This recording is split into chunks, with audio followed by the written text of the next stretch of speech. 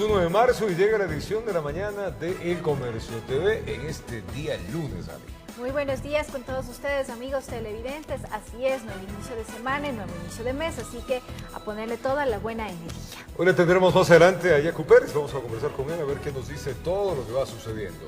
Bueno, eso es todo las noticias del ámbito político que tenemos en este noticiero. Sí, claro, todo lo que ha pasado el fin de semana. Bueno, vamos a empezar con la información. Les contamos que en 9 provincias del país se realizó el recuento de votos de las 31 actas de las más de 20.000 solicitadas por Pachacutic, en las que se indicó que existían inconsistencias. Ecuarunari anunció un paro nacional. El fin de semana en las provincias de Cotopaxi, Azuay, Santo Domingo, Guayas, Los Ríos, Cañar, Esmeraldas, Carchi y Pichincha se realizó el recuento de votos referentes a candidatos a binomios presidenciales. Esto luego de que el Consejo Nacional Electoral aceptara parcialmente la objeción presentada por el movimiento Pachacutic sobre supuestas inconsistencias. Sin embargo, de las 27.767 actas que solicitó Pachacutic que se revisaran, el CNE solo autorizó el recuento de 31. Esto tras indicar que 20.534 de ellas eran improcedentes, 1.453 repetidas, 5.409 no presentaban inconsistencias numéricas o falta de firmas y otras 340 ya fueron subsanadas. La resolución del CNE de solo revisar 31 actas generó el reclamo popular en los exteriores de dicho organismo. La noche, la policía respondió con gases lacrimógenos y carros cisternas con chorros de agua. Tras culminarse la revisión de las 31 actas, las tendencias no cambian. Andrés Arauz se encuentra en el primer lugar, Guillermo Lazo en el segundo y Yacu Pérez en el tercer puesto. Ante la situación, la Ecuarunari ha convocado a un paro nacional tras declararse en derecho a la resistencia. La movilización va permanente y las acciones igual irán encaminadas en cada uno de los territorios. Aseguran que una de las principales acciones del paro será el cierre de vías. Mientras tanto, Pachacutic anunció que acudirá en segunda instancia al Tribunal Contencioso Electoral para que sea revisada la decisión del CNE, informó Valeria Navarro. El Consejo Nacional Electoral indicó que para la segunda vuelta que se desarrollará este 11 de abril no habrá cambios de domicilio. El número de electores en cada junta receptora del voto deberá mantenerse. Y el déficit fiscal registraría una reducción generando un crecimiento del 3.5% en la economía del país. Así lo anunció el ministro de Economía y Finanzas, Mauricio Pozo, quien además aseguró que se están cumpliendo con las deudas a los gobiernos autónomos descentralizados. Pese a la grave situación económica que ha venido soportando el país y que empeoró tras la pandemia, se ha logrado reducir el déficit fiscal. Así lo anunció el ministro de Economía y Finanzas, Mauricio Pozo. El año pasado el déficit fiscal original era de 8.700 millones. El déficit posterior, ya con las cifras más cerradas, terminó siendo de 7.700. Y lo más probable es que cerremos con un déficit cercano a los 7.000 millones. Lo atribuye al programa económico, permitiendo además un crecimiento de la economía. Un crecimiento económico para este año del 3.5%. Obviamente respecto al año pasado, pero vamos a estar mejor que lo que estuvimos el año pasado. En este sentido, aseguró que el próximo gobierno recibirá un país financiado. Vamos a entregar un país en orden, un país bastante mejor del que se recibió. El anuncio lo hizo ante la Comisión de Gobiernos Autónomos Descentralizados del Legislativo. Fue convocado para rendir cuentas en torno a las deudas que mantiene el gobierno con prefecturas, alcaldías y juntas parroquiales. En este marco indicó que se ha logrado cancelar las obligaciones del 2020 por un monto de $2.375 millones correspondientes al modelo de equidad territorial. Ya estamos al día en esas obligaciones y las obligaciones del mes de enero estamos poco a poco atendiendo y probablemente la siguiente semana ya habremos pagado todo. Pagos que reconocen los GATS, sin embargo, desde las prefecturas señalan que existen otras deudas millonarias que vienen arrastrando y que son urgentes. Son 3 años que las prefecturas no han recibido fondos para riego. Estamos con contratistas incumplidos, estamos con obras que se paralizan y no se ha concretado la entrega de esos recursos del FINGA 3, tanto para riego como reembolso del IVA, también para para atender proyectos viales. Mientras que desde las municipalidades dicen que se adeudan los salarios. Deben muchos de ellos desde el mes de diciembre salarios. No han podido cumplir. Ante ello, el ministro Pozo respondió que estos compromisos podrían saldarse en marzo o abril, cuando se concrete un financiamiento que llegaría desde la CAF. Así que yo esperaría que en ese lapso se pueda terminar con estas obligaciones. En Quito informó Adriana Rojas. Y abogados de los familiares de Katy Velasco y Óscar Villasís, hay que recordar que fueron asesinados por disidentes de las FARC hace 3 años, presentaron una acción constitucional frente a la negativa del Consejo de Seguridad Pública del Estado, el CONSEPE, de desclasificar la información. Veamos. Fue el 11 de abril del 2018 que inició el calvario para los familiares de la pareja Katy Velasco y Óscar Villasís. Casi 3 años de andar golpeando la puerta de la justicia. Al parecer, sin respuesta alguna, con 2 pedidos de desclasificación de la información de parte del abogado Leonardo Tipán. 2 requerimientos se le hizo a través de Fiscalía y ahora suscita de que el COSEPE indica que en su resolución no va a entregar ninguna desclasificación por cuanto es una situación reservada que atenta al Estado ecuatoriano. Tipán no comprende la negativa, al tiempo de hacer referencia a lo que establece la Ley de Seguridad del Estado, en su artículo 17. Toda clasificación de documentos será desclasificada. En otras palabras, podemos entender de que no hay ningún tipo de clasificación, es decir, no hay ningún tipo de acción que tomó el gobierno ecuatoriano para rescatar con vida a la pareja santodomingueña, a Katy y Óscar, para poder rescatarles. Lo último que se conoció de ellos es que viajaron desde Santo Domingo a San Lorenzo para vender una motocicleta y pasearse, pero cruzaron la frontera hacia Colombia, donde fueron secuestrados por el grupo disidente Oliver Sinisterra, en cuyas manos perdieron la vida, con la negativa del Consejo de Seguridad Pública del Estado COSEPE. Tipán tomará otro camino. En concordancia que dice la Constitución de la República del Ecuador, en su artículo 18, numeral 2, que todo ecuatoriano tiene acceso a la información, mucho más cuando existe una afectación a los derechos humanos. Nosotros vamos a presentar una acción constitucional de acceso a la información para que un juez constitucionalista entregue directamente y ordene al Estado ecuatoriano se entregue la desclasificación de la información. Desclasificación de la información que sería importante para que la Fiscalía continúe con la investigación. El pedido será presentado en las próximas horas. Katy y Óscar desaparecieron poco tiempo después del secuestro y asesinato del equipo periodístico de Diario El Comercio. Informó Héctor Romero. Y dictan prisión preventiva para Cristian A. por el delito de muerte culposa tras ser acusado de haber atropellado al ciclista Santiago Jaramillo en agosto del año pasado en la vía San Borondón. A las 10 en punto de la mañana de este viernes 26 de febrero se instaló la audiencia de formulación de cargos en contra de Cristian A., identificado como sospechoso de la muerte de Santiago Jaramillo, ciclista atropellado el 17 de agosto de 2020 en la vía San Borondón. La resolución de la jueza, después de casi 2 horas de alegatos, fue la de acogerse al pedido de la Fiscalía de San Borondón sobre dictar prisión preventiva para el acusado. Así también determinó la prohibición de enajenar el vehículo involucrado en el accidente. Nos sentimos aliviados de que ya le hayan podido dictar prisión preventiva a esa persona que creía que se iba a salir con la suya. Nosotros aquí estamos, no le podría explicar todo lo que estamos sintiendo, pero nos sentimos contentos al momento de que ya se lo pueda capturar. El abogado del acusado, quien participó vía telemática junto a su defendido debido a que presenta síntomas de COVID-19, solicitó a la jueza se aplique un procedimiento abreviado, es decir, que su representado pudiera aceptar la culpa sin dictar aún prisión preventiva debido a la crisis carcelaria registrada estos últimos días. Sin embargo, jurídicamente esto no es posible. Por lo general, el procedimiento abreviado siempre lo pide la persona que está detenida para cogerse una rebaja de la pena.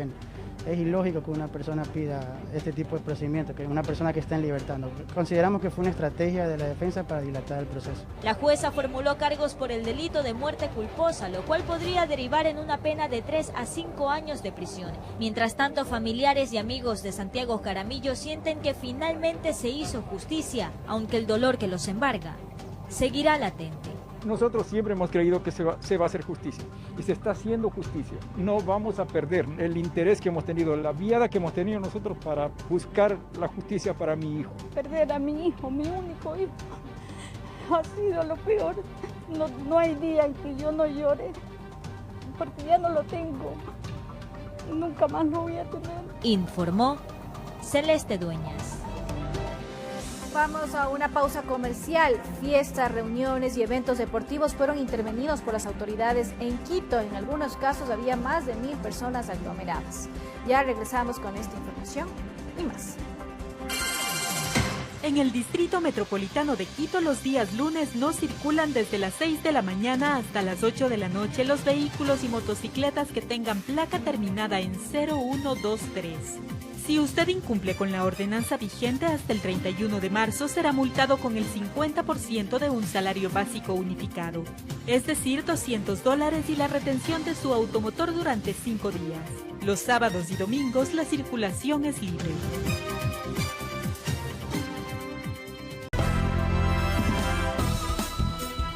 Continuamos con más información. Las muestras de indisciplina ciudadana siguen siendo el pan diario en Quito. Durante el fin de semana, las autoridades intervinieron varios eventos masivos donde se encontraban aglomeraciones de más de 1.000 personas en varios puntos de la capital. Todos los que están presentes vamos a retirar pacíficamente porque ley es ley. Ya nosotros debemos acatar a eso, entonces vamos a retirar. Así es. Conscientes estaban de que se encontraban violando la medida de prohibición de realización de eventos masivos, pero sin embargo no les importó y fueron encontrados en pleno festejo, sin mascarilla, comiendo sin guardar las medidas de bioseguridad y aglomerados, poniendo en peligro la salud de niños, jóvenes y adultos que se encontraban en el lugar. Estamos en una emergencia sanitaria y es necesario que nos comprometamos con esto para evitar este tipo de eventos como fiestas clandestinas. La reunión se desarrolló en el barrio La Victoria, al sur de Quito, donde personal de la Agencia Metropolitana de Control registró más de 400 personas en el sitio.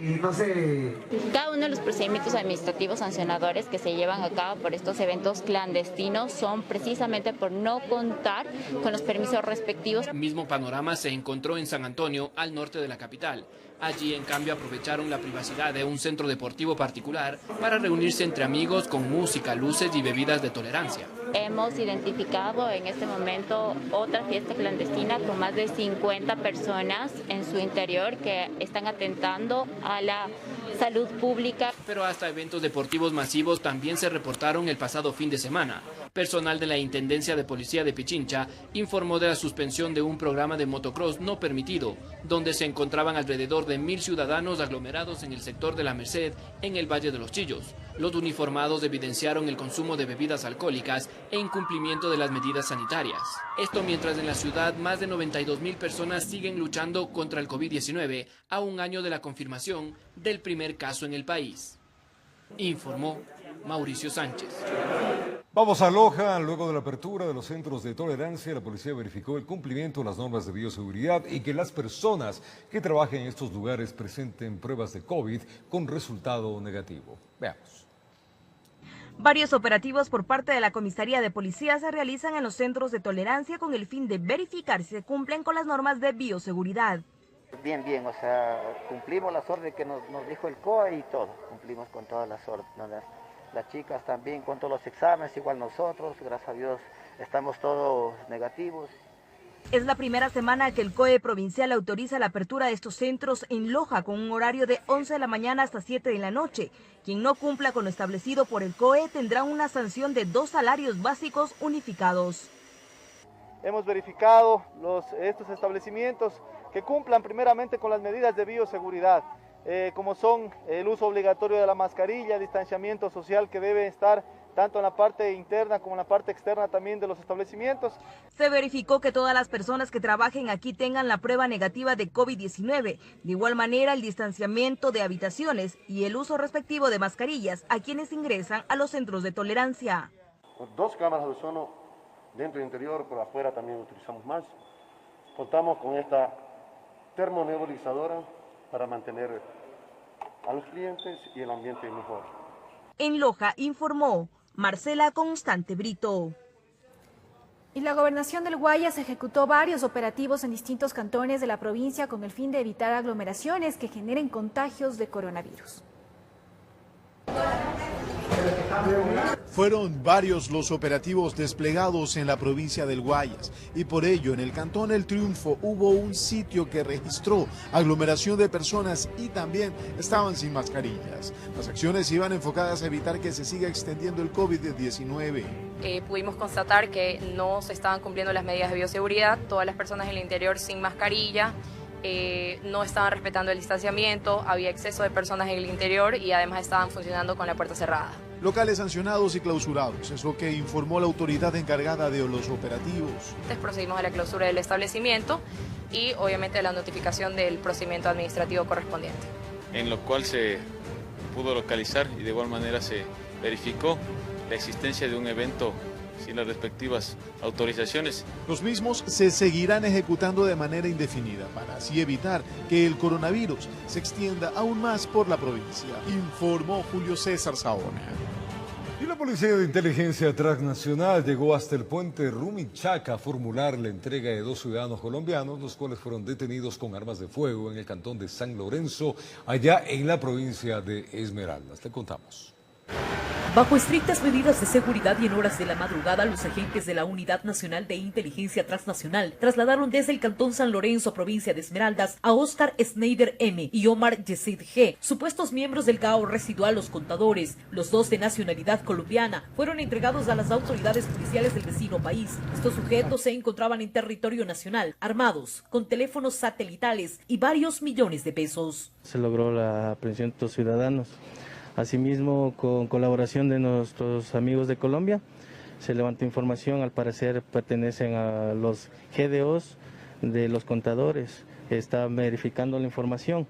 Al momento es un trabajo conjunto. La entrega se dio en el puente internacional de Rumichaca. Los grupos élites de la policía resguardaban el perímetro por la peligrosidad que tienen estas agrupaciones a las que supuestamente pertenecen. Cerca de 3 horas demoró el proceso de entrega, mientras las investigaciones continuarán sobre qué misión irían a cumplir en este sector fronterizo del país. Efectivizar el procedimiento y agilitar esto y con el fin de entregar a la policía colombiana para su respectivo trámite legal.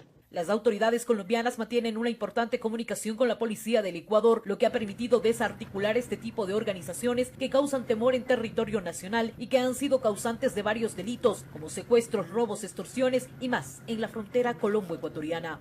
El manejo de información, el intercambio de información para tratar de ubicar todos los actores criminales que afectan a los 2 países. Identificar cuál es la procedencia, de qué región del país son y qué actividades estaban realizando en el vecino país. Con imágenes de José Cedeño, desde Tulcán, informa Miriam Enríquez. Y en menos de 24 horas, la policía incautó 2.4 toneladas de cocaína en 3 operativos antinarcóticos ejecutados en Manta y Guayaquil. El cargamento, valorado en $120 millones, estaba destinado a mercados internacionales. En total, 9 personas, entre ecuatorianos y colombianos, fueron detenidos. En 3 operativos antinarcóticos ejecutados en las provincias de Guayas y Manabí, la policía incautó 2.400 kilos de droga. En Manta, una organización narcodelictiva encaletó 47 sacos de yute con 1.9 toneladas de clorhidrato de cocaína. 1.604 paquetes de clorhidrato de cocaína con un peso aproximado de 1.875 kilos de clorhidrato de cocaína.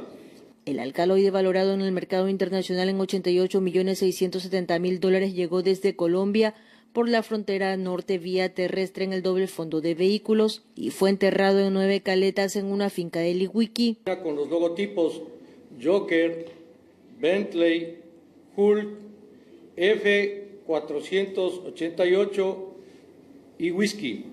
Ya en la provincia del Guayas, en el puerto de Guayaquil, Un operativo permitió la detención de una persona y 45 kilos de cocaína fueron decomisadas. En un doble fondo acondicionado en el piso de un contenedor que estaba previsto exporte banano con destino a Alemania. En ese mismo puerto, en un contenedor que iba hacia Guatemala, se decomisó 454 paquetes con cocaína. En lo que va del año, desde el 1 de enero hasta la presente fecha, la Policía Nacional en el ámbito nacional ha incautado 21.181 kilos de sustancias sujetas a fiscalización. Desde la provincia de Manabí, informó Wendy Delgado. Vamos a una pausa comercial. Retornar, les contamos que en la cárcel regional de Turi los reclusos entregaron a las autoridades carcelarias y policiales armas y diversos elementos que se encontraban en las celdas. Ya regresamos con esta información y mucho más.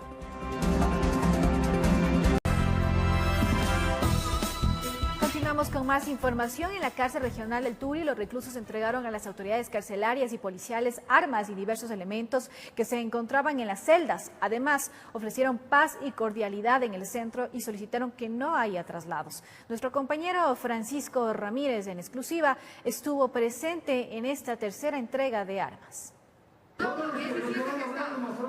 En medio de un ambiente mezclado de tensión y calma, se dio un acto de entrega de armas y de varios utensilios que se encontraban en los pabellones del CRS de Turi de la ciudad de Cuenca. Hacer una entrega voluntaria de armas cortopunzantes y de detonación, así como equipos de comunicación de alta tecnología.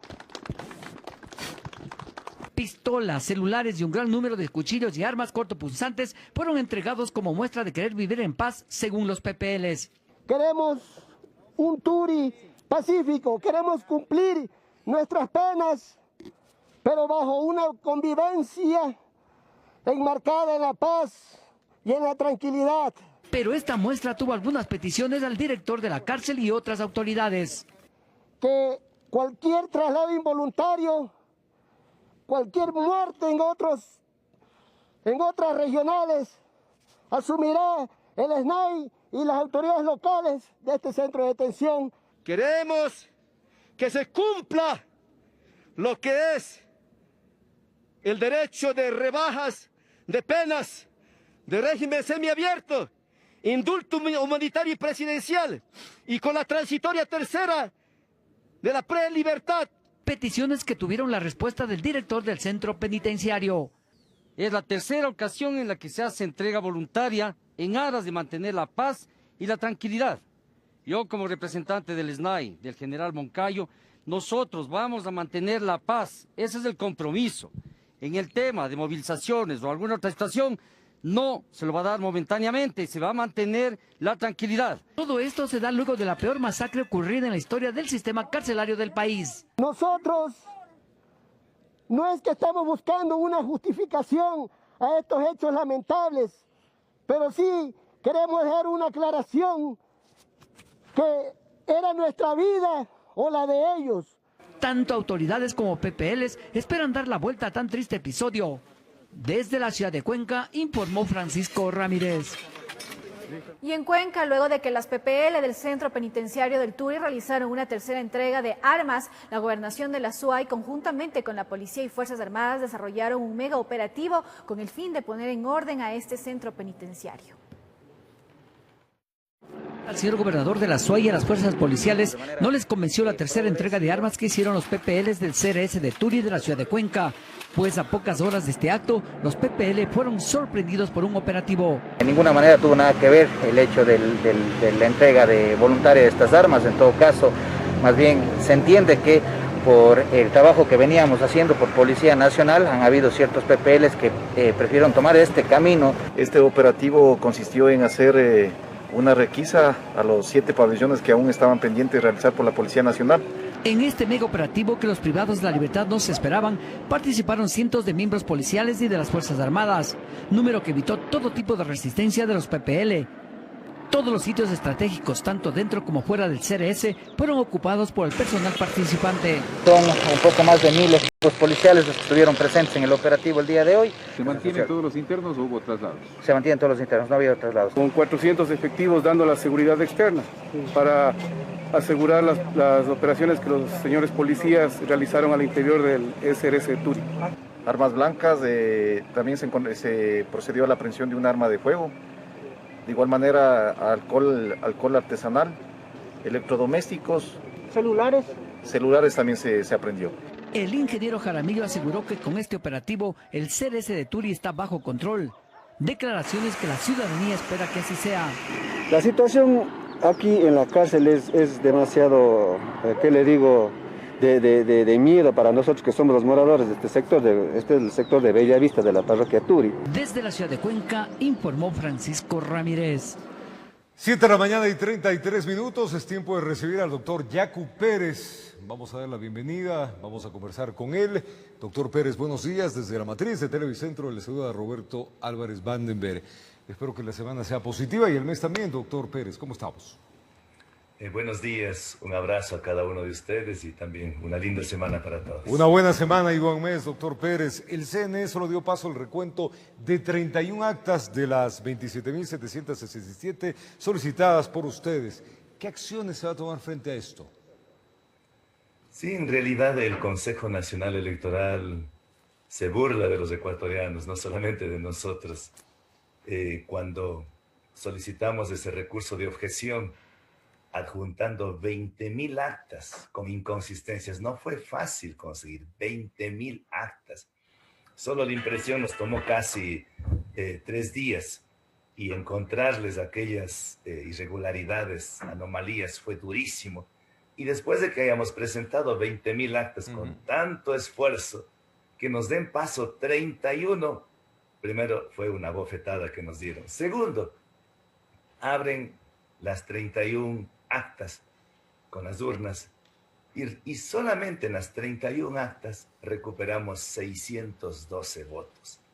Si con 31 actas recuperamos 612, imagínese usted cuántos miles o cientos de miles de votos recuperaríamos si se abrirían las 20.000 actas. Doctor Pérez, una consulta, pero el CNE, ¿qué dice de las 20.000 restantes actas? ¿De por qué no las abren? ¿Por qué no aprobaron el conteo que usted ha pedido?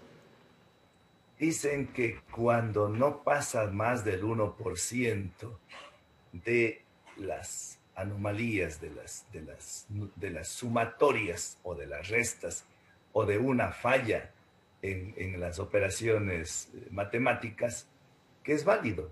Me explico. Si yo tengo, más bien, si en una junta receptora hay 300 votos, pero los universitarios, los profesionales que conformaban una junta receptora del voto, en vez de sumar 300, han sumado 297, pasa eso, porque no rebasa del 1% del margen de error. Pero si ahí se perjudica en cada junta electoral o en cada acta, si son casi 40.000 actas, se perjudica con 3 votos, estamos hablando 40.000 por 3, 120.000 votos que estarían en juego. Y el señor Guillermo Lasso a mí me rebasa con apenas, dicen que me rebasa con 32.800. Si nosotros recuperaríamos en eso, prácticamente estamos en la segunda vuelta y de largo, porque además el fraude no solamente es en el conteo, sino también son en las urnas, porque ¿qué pasaron con los votos en blanco? ¿Qué pasaron con las papeletas de algunos ciudadanos que se abstuvieron, que no fueron a sufragar? Muy probablemente esas fueron llenadas.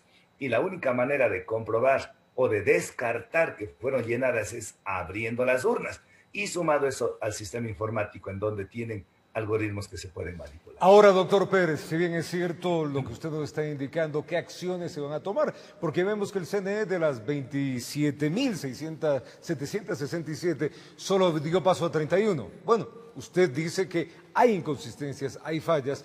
Frente a eso, ¿cuál es la segunda acción? Bueno, el CNE dice 27.000, no son, o sea, tenemos que decir la verdad. El CNE confunde fojas con actas. Fojas es una hoja, básicamente, correcto. Que están en las dos caras. Son 27.000 fojas.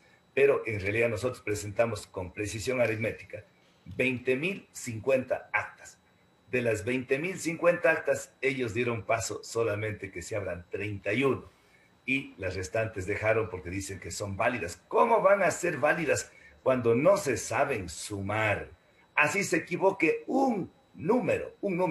Si son 350 electores, tiene que haber 350 votos. Si son 250, tienen que ser 250. No pueden decir ni 250, ni 252, ni 253. Tiene que ser, por eso las matemáticas son precisas. Exacto. 2 más 2, 4. No pueden ser, cuando se suma 2 más 2, no pueden ser ni 5, ni 3, ni 6. Tienen que ser 4. Bueno, pero teniendo esta negativa, doctor Pérez, ¿qué hacemos? ¿Cuál va a ser el siguiente paso? ¿A dónde va para seguir empujando esta impugnación?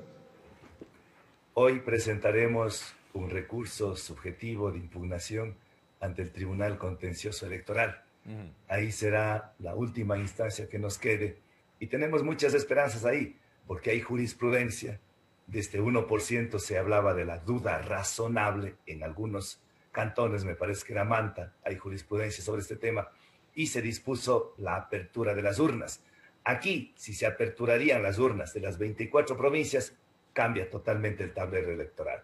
Si solamente se aperturarían las 20.050 actas que presentamos con inconsistencias, también cambia totalmente el tablero electoral. Es decir, aquí el Tribunal Contencioso Electoral tiene la oportunidad histórica de transparentar la información.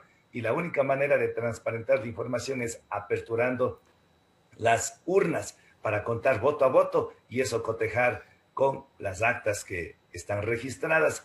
Y también tiene la posibilidad del Tribunal Contencioso Electoral de disponer que se le permita hacer una auditoría al sistema informático por parte de la Contraloría, al CNE, y también que la Fiscalía General de la Nación pueda cumplir con el pedido que hace la Fiscalía y que le autoriza el juez para que se realice el peritaje forense al sistema informático. ¿Por qué se niegan? ¿Por qué no quieren que hagan el peritaje al sistema informático? ¿No será tal vez porque ese mismo sistema informático viene del correísmo donde el señor Juan Pablo Pozo manejaba a diestra y siniestra el sistema informático y que no ha sido cambiado y que es el mismo para poder migrar votos de un candidato para otros candidatos? Nosotros ya habíamos denunciado esto, que ahora se confirmó, que en algunas actas o algunas juntas receptoras, los votos de Yacu Pérez se fueron al que está al ladito, al vecino. Se fueron donde el candidato César Montúfar y otros se fueron donde el candidato Giovanni Andrade. Eso justamente ahora se acaba de confirmar cuando estos dos candidatos pierden votos y nosotros ganamos. Y en algunos casos, igualmente nosotros recuperamos con creces. Algunos pierden 100 votos, 50 votos, 200 votos. En cambio, nosotros en estas 31 apenas ganamos 612, pero para cualquier persona está clarísimo. Además, algo que es muy importante conocer. Quizás no todos somos matemáticos, yo mismo no lo soy, no soy estadista, pero las personas conocen, los técnicos en matemáticas, los estadistas conocen que pasado el 30% del universo de votos, la tendencia se mantiene. Pasado el 40% ya no es posible cambiar. Eso ya no se cambia, ya no se puede modificar. Y nosotros no es que pasamos el 40% del universo de votos. El 97%, cuando estuvo en el 97%, nosotros seguíamos segundos. Por eso decíamos, es imposible que la tendencia cambie. Imposible. En matemáticas es imposible. Es decir, 10 más 10 es 20. Es imposible que sea 21. Ahora, doctor Pérez, el tiempo juega en contra también de sus impugnaciones, porque el Tribunal Contencioso Electoral tiene que tener un periodo para hacer la evaluación de todo lo que usted está presentando. Y si no la realiza en los términos adecuados, pues la segunda vuelta ya proclamada tendría que seguir su rumbo. Bueno, está proclamada los resultados, pero al estar impugnada nuestra ejecutoría de términos estrictamente jurídicos, solamente para poder dar en firme ya una decisión, tiene que estar ejecutoriada la resolución del Consejo Nacional Electoral. La proclamación de los resultados se dio dentro de los plazos previstos, incumpliendo, violándose todo el proceso como nosotros habíamos pedido. No se dio, se se faltó a la palabra cuando llegamos a un acuerdo con el señor candidato Guillermo Lasso. Lastimosamente, él violó su palabra, no honró los acuerdos. El Consejo Nacional Electoral también se lavó las manos en presencia del acuerdo que se hizo de la misión de la OEA, pero nada de eso sirvió. Se burlaron de los ecuatorianos, hizo la proclamación de los resultados, pero a esos resultados nosotros presentamos el recurso de objeción ante el CNE. El CNE, al haber dado solamente paso a 31 actas que se abran, entonces hoy tenemos el recurso, hoy podemos interponer el recurso subjetivo de impugnación ante el Tribunal Contencioso Electoral. Y el Contencioso Electoral aspiramos, tenemos la viva fe, la esperanza de que mande a reabrirse las urnas. Cuando se abren las urnas, veremos la olla de grillos. Será espantoso las cifras que encontremos allá. Por eso es que el Consejo Nacional Electoral se porfiaron con su necedad de no abrir y no abrir y no abrir, porque saben que ahí está la trampa. Usted ha dicho que aquí hay un fraude de todo lo que nos está indicando y ha llamado a la resistencia pacífica. ¿Cómo se hace una resistencia pacífica cuando la Ecorunari también ha llamado en cambio ya a un paro nacional? Bueno, yo tengo que respetar las decisiones que tome la Ecorunari o que tome la CONAICE o que tome Pachacuti. Yo he sido siempre partidario de hacer una reclamación, una resistencia en el plano jurídico, en el plano legal, con movilizaciones, como hemos hecho los otros días. El pueblo de Quito estuvo, bueno, no el pueblo en realidad, sino algunos que dicen ya representar al pueblo de Quito, temerosos que nosotros vamos a ir con palos, con llantas, a incendiar. Pero el viernes Quito. ya tuvieron problemas con la policía. El día viernes hubo roces también con la policía. Entiendo que hubo algo de eso, hubieron infiltrados, nosotros logramos a tiempo a sacarles a las personas que estaban adrede haciendo violencia hacia afuera, pero también muchos están indignados. Es la indignación que sienten nuestros adherentes, nuestros simpatizantes, y no solamente los simpatizantes de Pachacuti. El pueblo se va cada vez más contagiando y el Consejo Nacional Electoral está ilegitimado, no tiene ningún respaldo, no tiene ninguna confianza. Su credibilidad está por los suelos, por la cantidad de fracaso tras fracaso, de errores tras errores, que muchos ya no son errores, sino son horrores. Y yo me permito incluso decir, por eso mis hermanos asambleístas presentaron una denuncia penal en la Fiscalía contra el Consejo Nacional Electoral, porque ahí ya no es un error, ahí es dolo. El dolo es la manifiesta intención de causar un daño en perjuicio de otro, y ese dolo está tipificado en el Código Orgánico Integral Penal como un delito, el delito de fraude electoral, y ese delito tiene que ser investigado. Entonces, nosotros lo venimos realizando una reclamación en términos legales, en términos jurídicos, en términos pacíficos, pero quien en realidad este rato está con toda la agresión es el Consejo Nacional Electoral, que es una vil burla que de 20.050 actas disponga a abrirse 31. Eso es, pero cuando el niño que está con un hambre increíble, darle un vaso de Coca-Cola y con eso contentarle, eso no puede ser. ¿Y usted apoya al paro presentado por la Ecorunari? Por más de que diga de que usted es un hombre que va con el derecho, que prefiere una resistencia pacífica, pero en cambio sus adeptos, los movimientos indígenas, están tomando otras posturas. ¿Usted les apoya a ellos?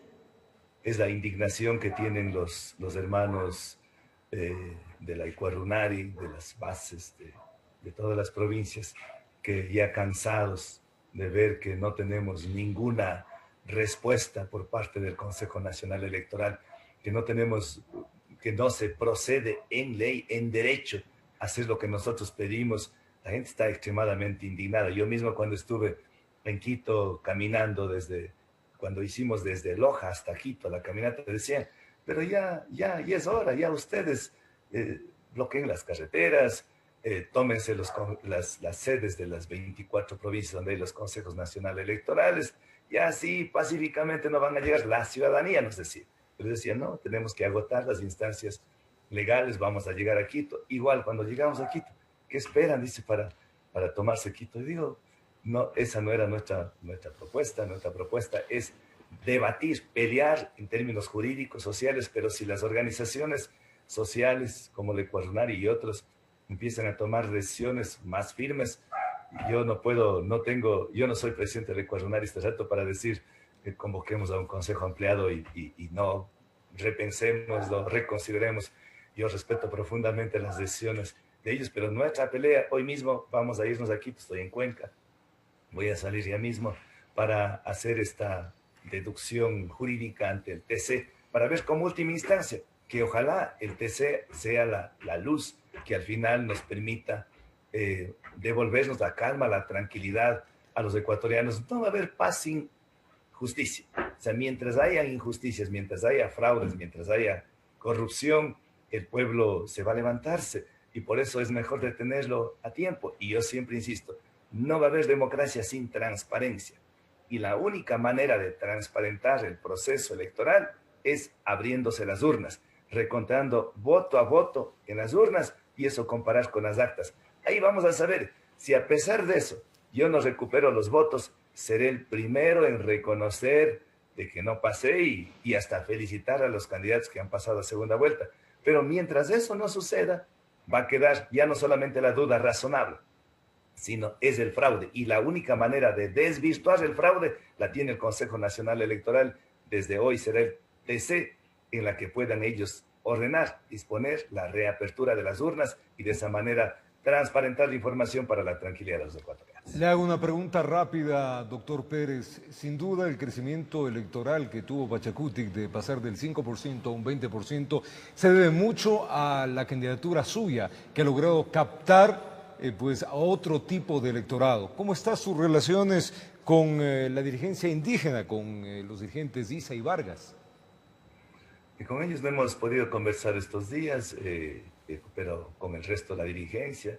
En el movimiento indígena hay muchos dirigentes, primero los de base, segundo de las grandes organizaciones regionales como es la CONAICE, la Confederación de los Pueblos Indígenas de la Costa, la Confederación de los Pueblos de la Nacionalidad Quichua del Ecuador, la Ecuarunari, de Pachacuti tenemos las mejores relaciones, pero además de eso estamos en absoluta coordinación con otros sectores, los transportistas, los maestros, los jóvenes universitarios, el Frente Unitario de los Trabajadores, muchos gremios de profesionales, de médicos, de economistas, de abogados, los ambientalistas que han visto con enorme expectativa esta posibilidad de que entremos nosotros a la presidencia de la República y cambiar el rumbo de la historia, es decir, sustituir a tanta corrupción por la honestidad, sustituir el extractivismo por la ecología, sustituir la prepotencia por ser un gobierno demócrata.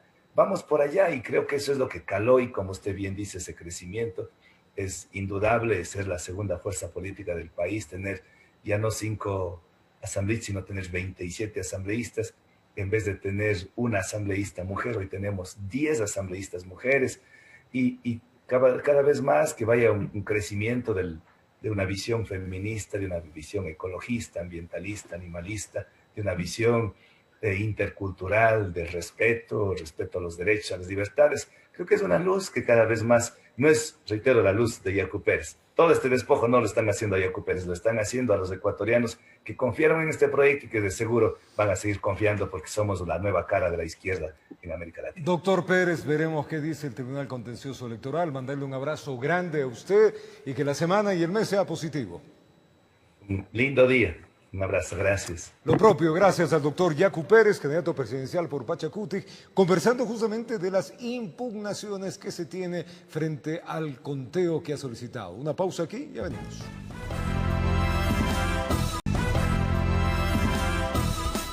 Seguimos con más información aquí en El Comercio TV. La representante del Consejo de Protección de Derechos de Quito considera que los abusos sexuales contra 15 niñas y adolescentes ocurrido en Puerto Quito también podría ser parte del delito de trata de personas. Este caso nos muestra que defensoras de los derechos de niñas y adolescentes solicitan a las autoridades indagar a profundidad la situación en la localidad de Puerto Quito, luego de que la semana pasada la policía y la fiscalía rescataran a 15 menores de 10 a 17 años que eran abusadas y agredidas sexualmente por sus padres, hermanos, cuñados, tíos y vecinos. Primero hay que analizar el tipo de delitos que se están dando, ¿sí? Yo no me conformo de pensar que son violaciones incestuosas nada más. Habría que descartar trata y redes de pornografía y pederastía infantil. Eso es muy importante. Recordemos que en Ampetra pasó algo así. Pues la formación de sistemas que atentan contra los derechos de las niñas, niños y adolescentes es grave. La Defensoría del Pueblo ha acudido al sitio para analizar lo que ocurre. Me comentaban que sí hay trata y es obvio. El momento en que un padrastro o un padre vende a una niña a un vecino, estamos hablando de explotación sexual, de trata. En Puerto Quito, desde el año 2017 al 2021, se han registrado 141 denuncias por violación. Se está frente a una comunidad que culturalmente acepta el incesto. Y entonces, ¿cómo cambiamos la cultura, ¿sí?, en materia de violencia en esa comunidad? Esa sería como el gran avance que se podría hacer, porque no es solamente el hecho de únicamente, como le decía, aprender, apresar, condenar a los agresores. Se solicita a las autoridades que se trabajen medidas de prevención, pues en Puerto Quito lo que ocurría era un secreto a voces. Informó Valeria Navarro. En el Distrito Metropolitano de Quito, los días lunes no circulan desde las 6 de la mañana hasta las 8 de la noche los vehículos y motocicletas que tengan placa terminada en 0123. Si usted incumple con la ordenanza vigente hasta el 31 de marzo, será multado con el 50% de un salario básico unificado, es decir, $200 y la retención de su automotor durante 5 días. Los sábados y domingos la circulación es libre.